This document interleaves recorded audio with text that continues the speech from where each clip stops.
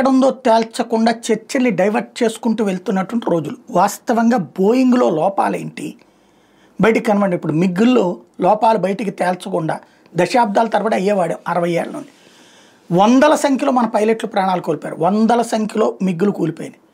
కానీ ఆ సంస్థల యొక్క ఆధిపత్య ధోరణి, వాళ్ళ యొక్క ఒత్తిడితో మన వాళ్ళు దర్యాప్తులు ఏం చేయాలి, ఆ దరిద్రాన్ని భరించింది మన కష్టపడి ఎదిగినటువంటి పైలట్లు. వాళ్ళ కుటుంబాలు వీధిని పడ్డాయి. సరే, ఏదో ఒక పరిహారం ఇస్తారు కాబట్టి బతికేస్తారు. అట్ ద సేమ్ టైం ఇప్పుడు బోయింగ్ మొన్న అంత పెద్ద ఇన్సిడెంట్ జరిగింది. లోపం ఎక్కడుందంటే మ్యానుఫ్యాక్చరింగ్లో అన్నా జరగాలి, లేదా కుట్ర అన్నా జరగాలి.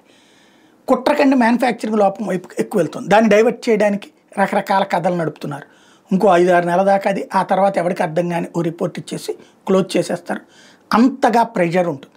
ఇప్పుడు అదే బోయింగ్ 787 మ్యాక్స్ వచ్చేటప్పటికి ఫైర్ యాక్సిడెంట్ జరగటం, నిన్న టైరు పేలిపోవడం, ఒక్కసారిగా ఎమర్జెన్సీలో అందరినీ కూడా కిందకి దించేయడం జరిగింది.